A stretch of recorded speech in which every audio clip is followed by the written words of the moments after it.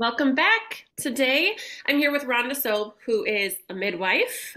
We connected because she is also the owner of Pregnancy Bar and soon to be Baby Bar that is opening downtown Birmingham. And I love what she was doing with Pregnancy Bar after following. So that is how we connected. So I am so happy to have you here today and share with us a little bit about what you do. Yes, thank you for having me. After I met you, I connected with you instantly, and I was very excited when you asked me to be on here. But I am a certified nurse midwife. I have been practicing for a little over 2 years now. I work at a private practice, and as I was at my private practice, I was able to see where there was a gap in the healthcare field and where there was missing care to our pregnant patients, whether it was trying to conceive during their pregnancy, postpartum. And so I had came up with a business idea on a whim, almost felt like I had a dream about it, and then just started acting upon it the next day and putting it together. When starting my business, I had only done ultrasounds because there are other places that offer ultrasounds, whether they're 2D or 3D scans, and that's how the business started until I started my Instagram and building a community on there.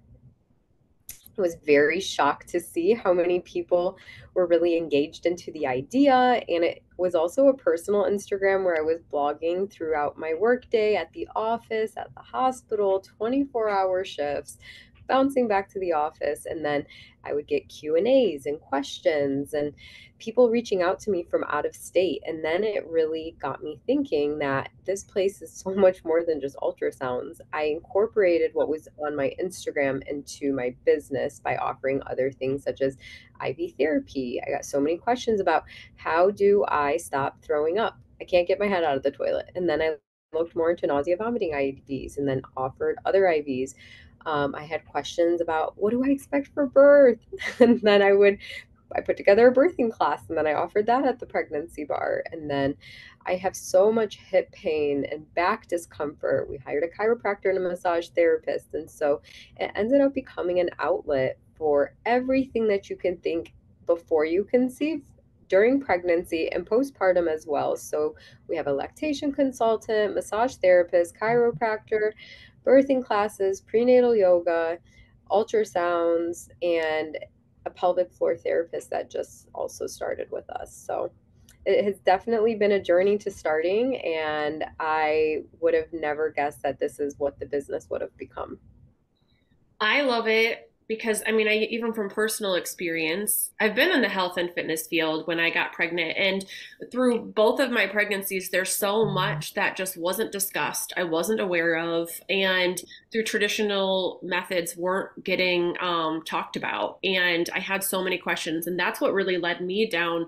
One, choosing a midwife with my second pregnancy, but two, even the, conversation of pelvic floor physical therapy. I'd been a personal trainer for half of my career before I had a child and never heard of pelvic floor physical therapy or even realized how much your pelvic floor could be an issue until after I felt stepping on ice when I had a weak one after having a baby.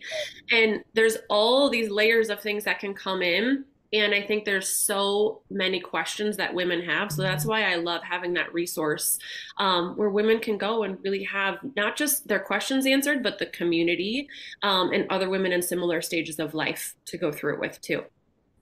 100%. And that's even what inspired me to kind of start a class such as prenatal yoga or to connect different people on Instagram, is because it was another form of starting a support group, because women just want to go through pregnancy with other women, and especially with people being able to connect in the Metro Detroit area was super nice. And it has brought me so much purpose just from that. I feel like if I helped one person out of their month, I have done a great job, but it's obviously been a lot more than that.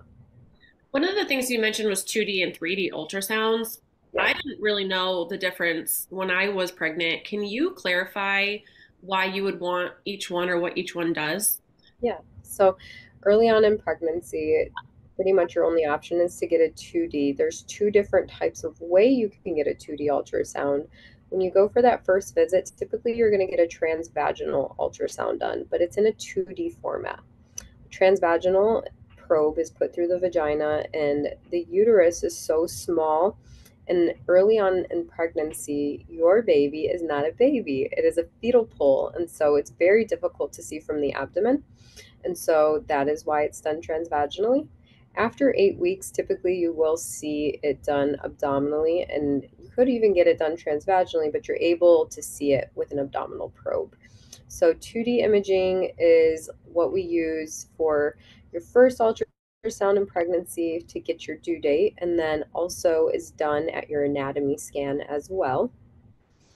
During your anatomy scan, that one is done only abdominally, and we are looking for any fetal anomalies during this ultrasound. And then we are able to do a 3D ultrasound at your anatomy scan. Typically, these are going to be your colored images, and then instead of having a black and white, you're seeing, not only are you seeing it in colored, but you're also seeing it in a 3D image, which can also be 4D as well, which is like the newest innovative technology where you're watching it in live video format. So rather than a photo, you're watching your baby in live video format, and you will catch the cutest things such as hiccups, baby movement, sucking thumb, and it gives you a lot of reassurance that your baby is doing good.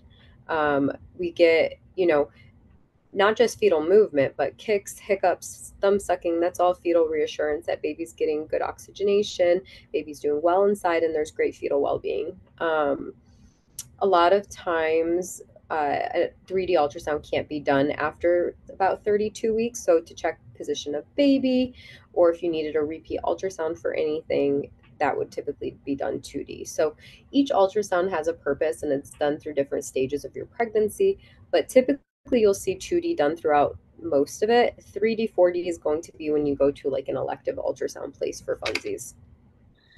I love that because I mean, one, I had so much anxiety with my first. I mean, I was doctor Googling everything through my first Yeah. pregnancy because every little feeling, you don't know what to expect, you're searching it. And having something to just give you the peace of mind at the very least is, I feel like it's huge when you're going through that stage. For Um, sure. Talk to me a little bit about, I've worked with an OB and I've worked with a midwife in both of my pregnancies. I don't think I can have a fair comparison though because my OB was a friend, so I think I got more um, than I normally would. Can you talk to me a little bit about the difference between, working with an OB and a midwife? Yeah, so first off, I'll start with the difference between the two and give you a short synopsis of both. So, an OBGYN is going to be a physician that has completed 4 years of medical school, 4 years of OBGYN training, and then typically they're working in a private practice setting. A midwife becomes, as long as it's a certified nurse midwife, there's two, just to set the record. There are CPMs, and those are practical midwives that do not have to have a bachelor's degree, and they complete a training and then plus have to take a certification examination after they've done this. A certified nurse midwife, which is what I am, has to be a nurse. Typically, most have worked in the labor and delivery setting and then went back to either get their master's or their doctorates to become a certified nurse midwife. Now, the difference between the two from a patient standpoint is an OB is one that can specialize in high risk pregnancy, low risk as well, but typically those are going to be high risk settings, and they can perform any gynecologic uh, surgery that you would need throughout your life. And a midwife is going to specialize more in low risk pregnancies. They can co manage and collaborate with a physician, an OBGYN, as long as they are collaborating care, whether it's alternating visits or coming up with a treatment plan together if you are high risk. So you don't necessarily get opted out of seeing a midwife if you become high risk, but typically what sets them apart is low risk for midwife, high risk for an OB. Mhm. Also, you will see that more intimate care with a midwife. A midwife is going to give you longer time slots. Just from my private practice setting, I can tell you that a midwife is going to have typically 20-minute slots and OB is going to have 10 minutes. So that just shows you right there that you are getting more time to answer any questions, concerns, and really be able to voice your opinion. I feel, and this is biased probably because I am a midwife, but I just feel like it's a lot more personable. I truly feel like when I leave, my patients leave my room, that all questions are answered. I know everything about them, and they have a sense of relief when they leave their appointments. Yeah. I, having used both, and my OB was fantastic too. And it's not that I don't think OBs do, but I think that extra time really allows you as the patient to just feel seen, right? And feel heard when you're in that, and you're in a really, uh, intimate stage of life and something totally new for some people. But even if it's not your first pregnancy, not every pregnancy is the same. So having somebody to be there to really guide you and just be a partner in that care with you, I think is huge. Right. And we do have, I feel like there's a little bit of confusion with this, and some of my own patients don't even know this. We are able to see you outside of pregnancy. I feel like midwives are just associated to pregnancy and birth, Yeah. but we do postpartum visits. We do annuals. We can see you if you have a UTI or yeast infection. We can see you if you need a pap smear, and we can even see you if you have hit menopause. So really, we do care for all stages of life from adolescence to menopause. What's a midwife, what's the difference essentially in approach or thought process when it comes into working with a midwife versus going into an OB setting? Like, can the conversations be different? What are you really to expect? So I feel like with a midwife, a lot of people are interested in this route because they want more of a natural approach when it comes to their birth and even their pregnancy.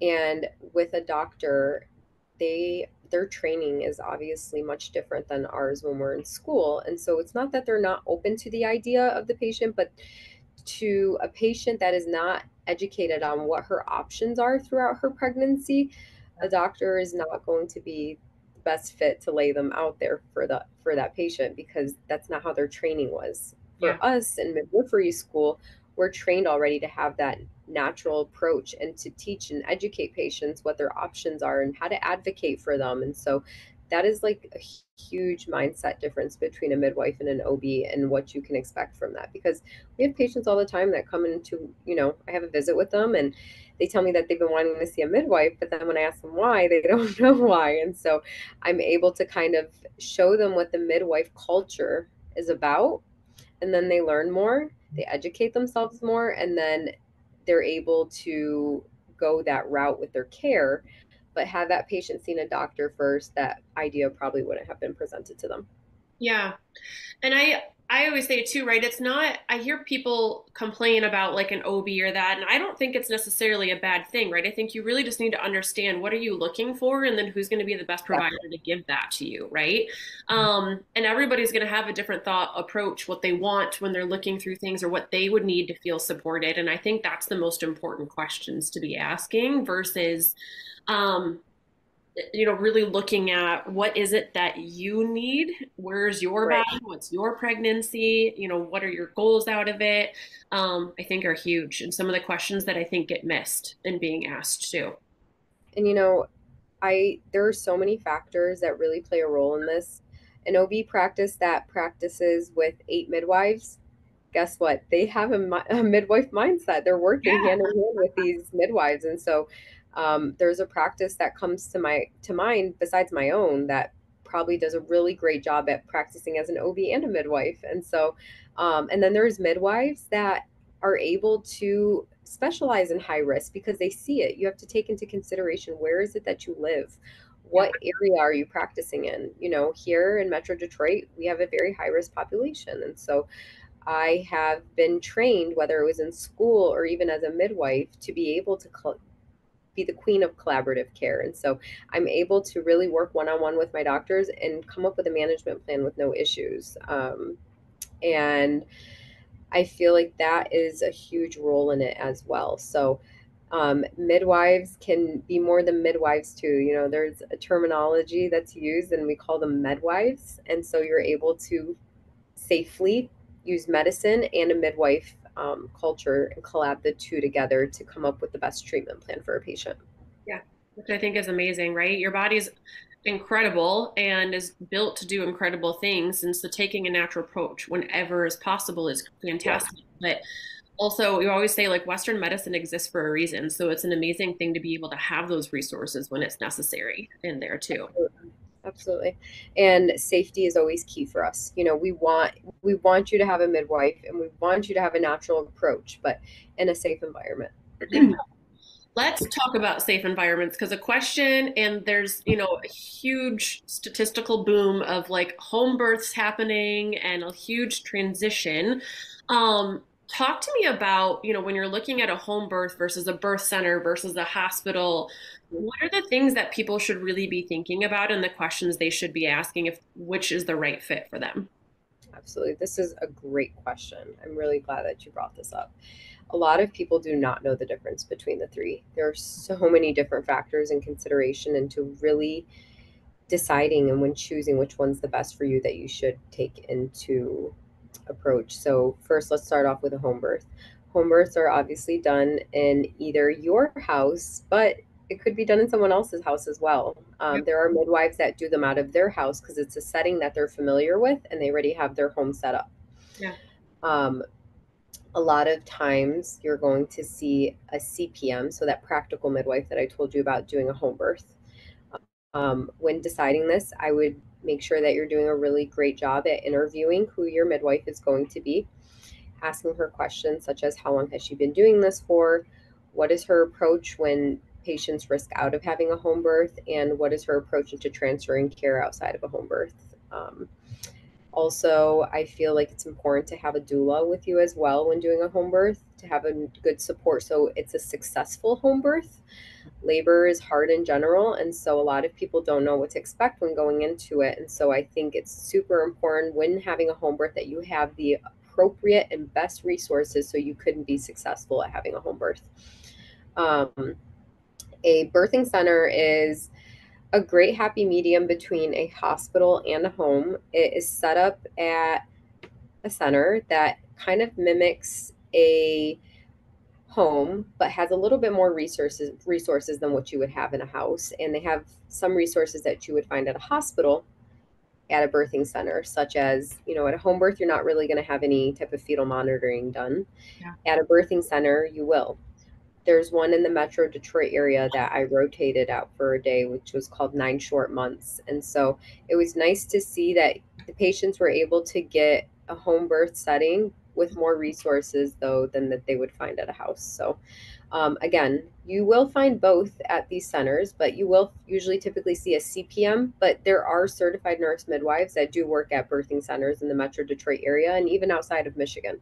Okay. So important questions again to make sure you're always researching your center, who you're seeing, what their protocols are, safety, cleanliness is a big thing. The rate of infection during birth is there, and so it's very important to make sure that you are going to somewhere that is safe, has great reviews, and then also connecting with people that have had great experiences as well is huge.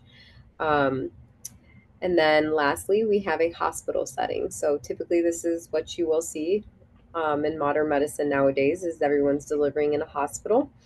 Private practices, whether it's OBGYNs or certified nurse midwives, are able to deliver you in a hospital setting.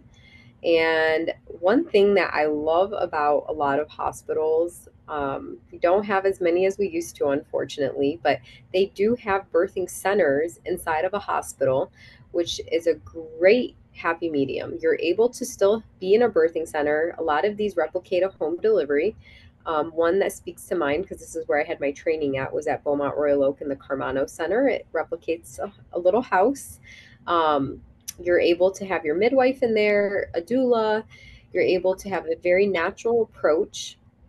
The only unfortunate part about this is it's very easy to risk out, and then you will become just a normal labor and delivery patient. But I do love that that option is there for patients. People are very successful in delivering in there, and some of my best deliveries were inside of a birthing center inside of a hospital. So, but if you are a high risk patient, I think it's super important for you to keep in mind as to where the best option for you to deliver at. And my opinion on this, after practicing in a high risk setting, in a high risk OB practice, is at a hospital. the great thing is that I do collaborative care with so many different home midwives. I feel like they do such a great job out of risking patients out and knowing when to initiate collaborative care. So that way you're not having to make that decision on your own. If your baby is breech, I definitely recommend delivering in a hospital. I have seen very bad outcomes and even patients that have gotten transferred from a birthing center to the hospital with us having to put them to sleep immediately and try to get a baby out in 60 seconds in situations like this. So just being very cognitively aware of what your situation is, what was your pregnancy like, what was your antepartum care like, and picking the best setting based off of what your risks are. Yeah. I actually wanted to deliver at Carmanos with my son. I delivered my daughter in Minnesota, but um, went into, well, it was also 2020. So when I went into labor and they did my ultrasound, I kept telling my midwife, I'm like, don't tell me what he weighs. I just mentally like don't want to play the game, so don't tell me. He was measuring over 10 pounds though, so I couldn't deliver in Carmanos. So last minute we ended up in a regular birthing room, which is fine, right? But I think those things are, in place for a reason. And I still had a fantastic delivery with a midwife through the whole, the whole situation. I think there's a lot of things that come into having a baby that you don't realize or know. If it's your first, second, there's a lot of stuff that still happened with my second. I wasn't even aware of even after having one before. Like when I went into push with my first, you think it's like the movies sometimes. And you're like, oh, it'll be a couple pumps and I'll be out and we'll be good. And my doctor was like, you could push for 2 to 4 hours. I was like, what? No one tells you these things. So I think it's huge to really ask those questions, talk to someone, know what your individual risks are, what could happen, and are you okay with those risks at the end Right. of the day? Because I think having the empowerment and the choice you're making is huge. Right. And you're a personal trainer, so I'm sure you can attest that 2 to 4 hours of pushing is going to be the hardest workout that you will ever have in your life. I felt like I got hit by a truck the next day. I was like, I don't need any pain meds. I'll be fine. The next day, I was like, somebody give me some Tylenol. I need something. Yes, absolutely. So what really, I know when you saw a lot of different things when you were acting as a midwife, and you still are, what really led you to move into the pregnancy bar, and kind of what was your transition to finding the location and getting things going? So I feel like starting it off was very difficult for me because I had never owned a business before. When working in medicine, your job is to show up to clinic or the hospital and basically just show up to work. And now this was different, playing the owner role and making decisions like this, finding what's will be the best city based off of where the needs are and what will be the easiest location for patients to get to if they live in different cities around the Metro Detroit area.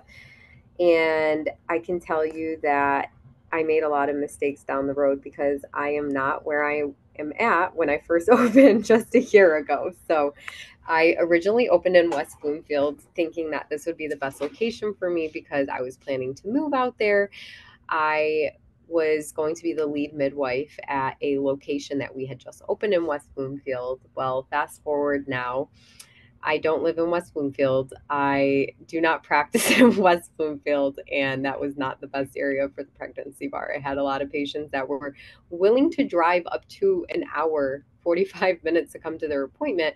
And the whole point of this was to make it very convenient with patients, which is not what I was doing. I was able to get out of my lease. I really didn't want to make obviously the same mistake twice. So study demographics, used my big Instagram following to ask patients, where would you want to see pregnancy bar at? Where is local to you? What is the local highways next to which city? And based off of where I moved, where I practice now, and where I thought was very central to a lot of patients, and what really fit this lifestyle approach to my business was in Birmingham.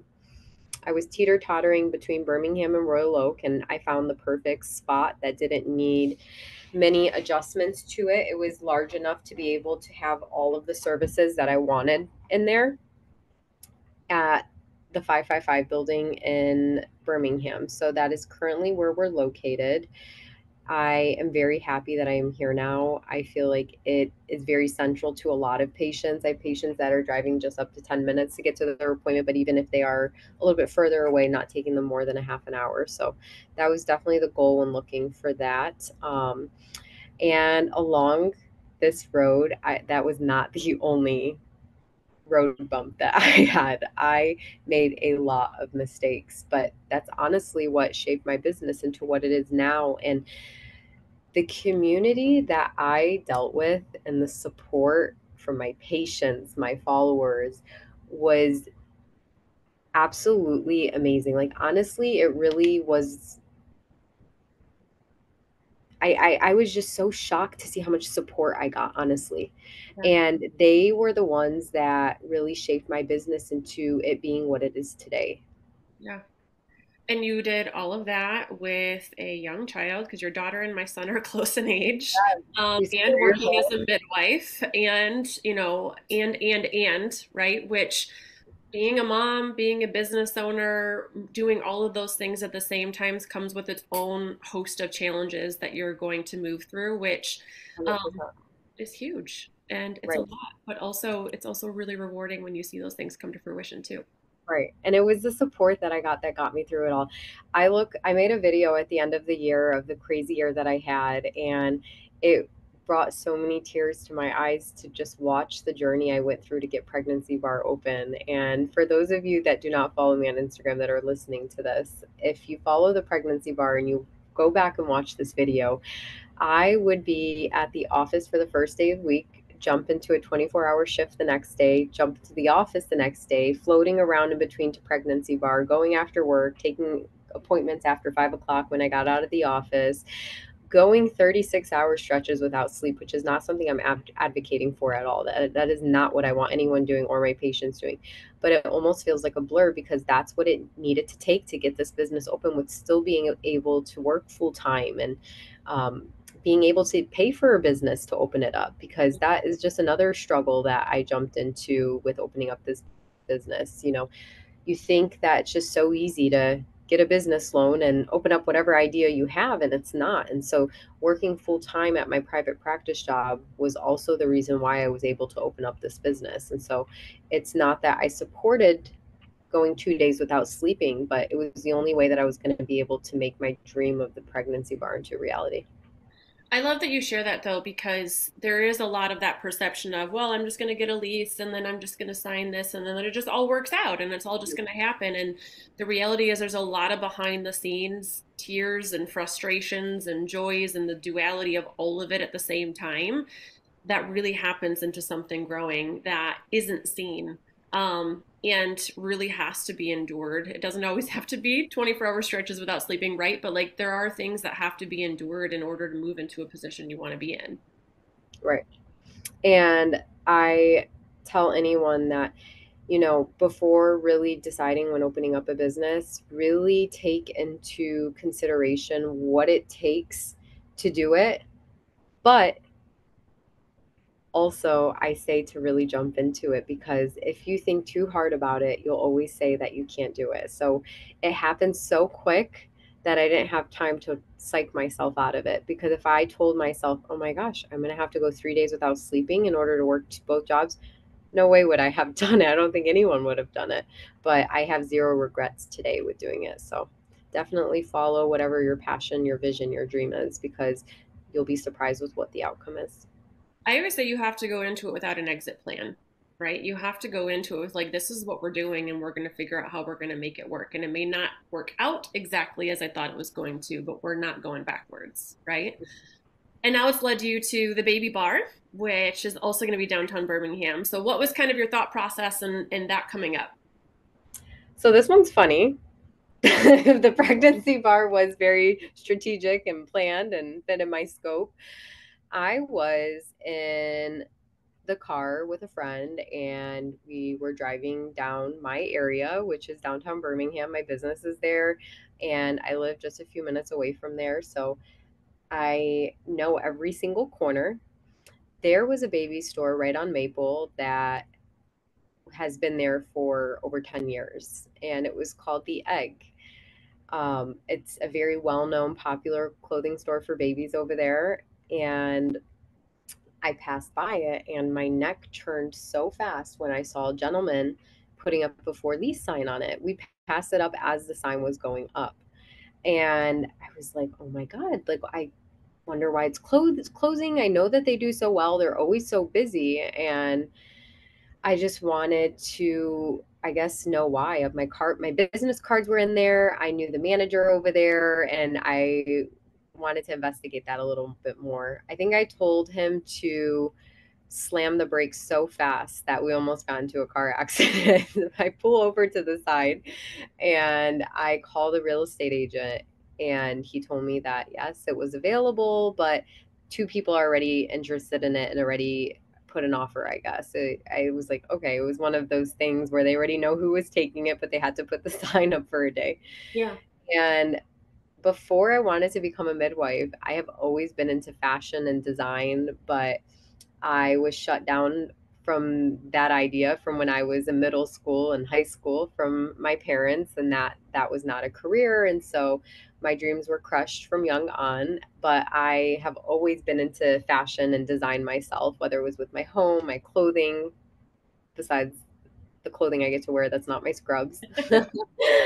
And I just love fashion. So I was like, oh my God, how cool would it be if I opened up a store, but specifically geared it only to maternity wear and a little bit of baby wear as well? There is no maternity wear. I get complaints so many times from patients and people from the pregnancy wear. I have nothing to wear. These are the only pants that fit me, or nothing looks good on me, or I don't feel beautiful in my pregnancy. I look so ugly. I look so fat. And I am all about practicing words of affirmation and positive affirmations, that I get so upset at my patients when any comments like this come out of their mouth. And we do the whole, you're going to do positive affirmations in the morning. But I was like, how cool would it be if they could go into a store locally, be able to pick out clothes for them to wear and feel that, like their best self, and feel glowy in their pregnancy and feel beautiful, because pregnancy can be very beautiful, and you really should enjoy it because it's over before you know it and you're already delivering your baby. Yeah. So I I have a very bad habit of not taking no for an answer, and that's what's gotten me to where I am. I call up my real estate agent that sold me the 555, and I was like, I want this spot. And he just looked at me. He was like, you just opened up a business 3 months ago. No. I was like, no, no, no. I'm telling you, I know exactly what I'm doing. I have the patience for it. I have the clients for it. My business is right down the street. And I know that I have the persistence for it. I'm going to do it. And so he calls the real estate agent. We already, I guess it was going to be an art gallery. That's the guy that put the offer on it. It was going through. I storm into this guy's office. I break into his office and tell him, you need to see me right now. I need the spot. And my real estate agent ended up telling him a little bit about me and what I do for a living and what I do down the street. And they thought that it would be a great fit. The deal was not closed, it was just in the talk. And so I got a call the next day saying that I got the building. And a part of me didn't think that this was the one time that I think I was going to be told no. So part of me didn't think that I was going to get it. So when I got the call, I was like, oh my God, shit, I'm doing this. And I was told that I need to get there in a few hours to go sign the paperwork. Well, theme of my life, I didn't even have enough time to think about it, that I just did it. And it has been a journey with navigating how to open up this business, because it's very different than my other one. And I thought, okay, business in a business. I know how to run a business now. And this has been a little bit more difficult and tricky. And picking out clothing in between being at clinic and being at the pregnancy bar and being at the hospital. But I have became the master of utilizing every minute of the day of doing something. But I've definitely hired help. I have a personal assistant now that gives me assistance in all of these different steps and helps me with picking out the clothing. But we're hoping to be opening in 2 weeks. I love that. That's awesome. I love what you just said about that too. With my first pregnancy, I remember looking at photos and I was like, man, what was I talking about? I looked great. And then, but in your pregnancy, you just don't feel like yourself sometimes, right? And then you go to shop and there's nothing besides just like some plain old t-shirt and things that like would never be your normal style as it is. Um, Luckily, most of my job requires workout clothing, so most of my things still fit. But yeah, getting dressed up to go places, I hated it. And there was only one place I could find locally to go to. So I love that there, is something else that is a source for women who do care about how they look and want to feel good in pregnancy and have options to find those things. Well, I do think that it is only appropriate since this is your podcast and I appreciate you having me on here. And also since this is in your niche to kind of give this one little detail is I partnered up with somebody in this area of collabing with an athletic company to coming up with maternity athletic wear Love that that. you can work out in, be a mom in, drop your kids off in, and feel good, confident. It fits great, and you look great in it. So that line is going to be carried inside the baby bar, and I'm super excited. It's going to be the best maternity leggings that you will find on the market. I love that. My husband always, he's like, Brooke, we're not getting pregnant again just so you can do some things differently. And I'm like, why not? Awesome. I love that. So if to wrap it up, if you could give women as a midwife, right, as a business owner, as a mom, three things that you've found that are essential to take away and to just carry with them, what do you think some of those three things would be? The first one is to believe in God. Like, really put your trust in God because God is the reason why I got through this past year of my life. Yeah. Before I went through all of this, I feel like I really hit a part of me that hit rock bottom, and that was very hard for me. And so I put all of my trust in God, and a year later, this is where I'm at. And I don't think it's just from the hustle and the grinding. I think that God really got me through this past year. Believing in yourself. I feel like nowadays it's so easy to not have as much confidence or to compare yourself to others or to tell yourself that you're not good enough to do something with whatever it is. And I feel like self love, affirmations, and confidence has really what has been able to get me where I'm at today because I probably had none of those just a year or two ago. So, um, and the last thing is to just be a humble and good person, and good outcomes will come just from that. After meeting different business owners, you meet the ones that you love and you meet the ones that you don't love. And I feel like people have different motives and intentions with their businesses than others do. And it's so quick to get wrapped up into things that are not good and that you shouldn't be getting wrapped up in.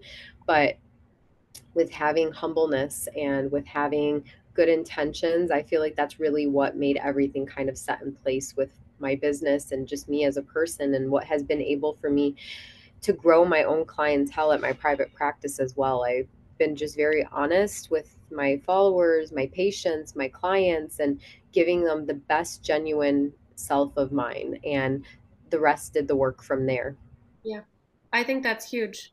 I think you're probably where you are because you see people as people, right? And that's really what, God would want you to do, right? And see them as a human and serve them as a human, which I think is Right. huge. So, absolutely. I don't know how you do a lot of things without having some sort of a faith, right? There to guide you and pull you through because it can't just be you. There are so many things in this world that are outside of you that you do need to have some sort of a faith to lean into and really help through those times too. So I love those three. Yeah. Thank you so much for being here. I Thank have you so much. your website, we'll have your Instagram, we'll have your locations and contact info all listed in the show notes. So if you're driving, please do not stop. And just when you get stopped, you can find all of those and they're linked there for you to get a hold of Rhonda. Thank you. Thank you, Brooke, so much for You. having me. And I can't wait to have you on my podcast next at hopefully in the next few weeks. Yeah, I'm excited to chat. Thanks. Bye.